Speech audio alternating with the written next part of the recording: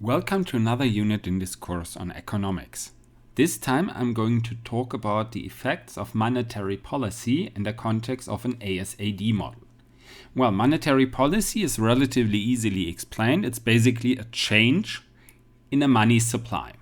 And it could either be expansive, as in an increase of the money supply, or restrictive, as in a decrease of the money supply. And well, if we consider the effects in the ASAD model, we need to actually consider two separate situations depending on whether we have fully employed all our resources or not. I will show in the next slide what I actually mean by this comment. So let's switch to the standard ASAD model, which here has an equilibrium, so the situation at the moment, at this intersection of the AD and AS curve, and this equilibrium lies to the left of the vertical part. The vertical part signifies the long-term situation where all production factors are fully implemented. So at this point we actually reached our maximum production potential. Everything we have, every factor is fully employed. So at this point, we still have potential for, using additional resources that are available without the need to expand on production facilities, without the need of additional growth.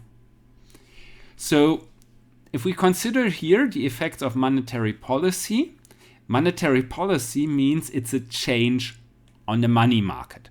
The money market is part of the AD curve.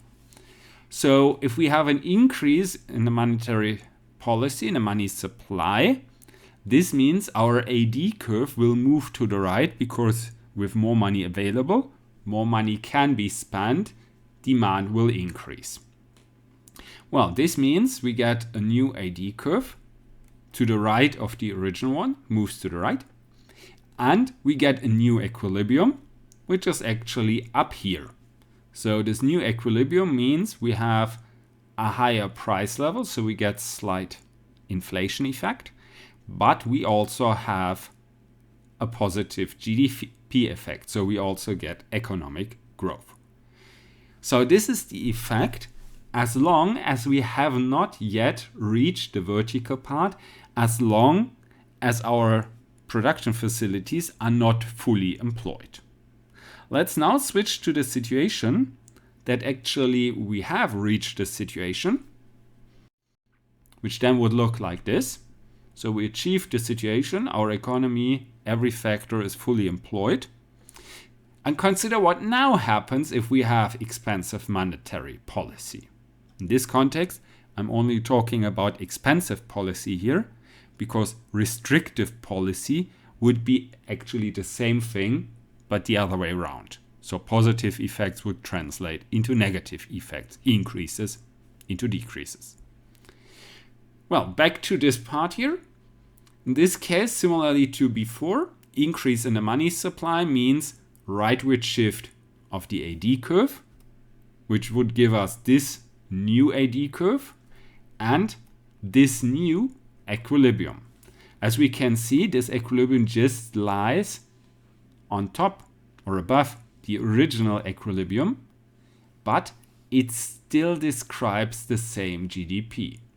So in this situation, we only have a significant increase in the price level, but no effect on GDP. So in this situation that our economy is fully employed, all factors are fully employed, monetary policy, especially here, expansive monetary policy, will have no growth effect whatsoever. It will only increase, price levels will only lead to additional inflation. Well, this also makes sense because if we have higher demand, means we have less goods available, or in other words, we have more money available, less goods available. And this means that the prices for the goods will naturally increase. That's a positive price effect we see here. And well, that's already everything on the effects of monetary policy in the context of the ASAD model. So we are at this point finished with this unit, and I just say goodbye and see you next time.